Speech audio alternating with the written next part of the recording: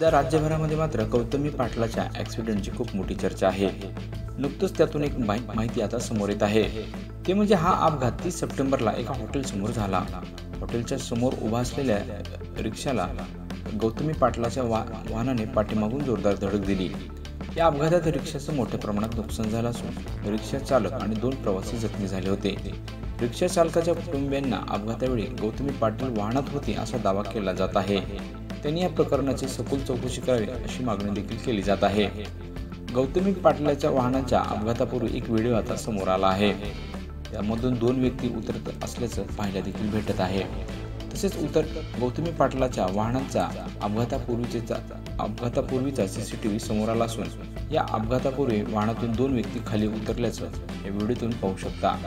चालकाच्या शेजारील आणि पाठीमागील बसलेली व्यक्ती अपघात स्थळापासून आधीच खाली उतरल्याचं स्पष्ट झालं।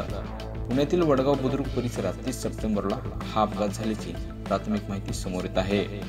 भोरवरून मुंबईच्या दिशेने एका पेट्रोल पंपाजवळ गौतमीचं वाहन उभं केल्याचं CCTV फुटेजमध्ये दिसून येत आहे।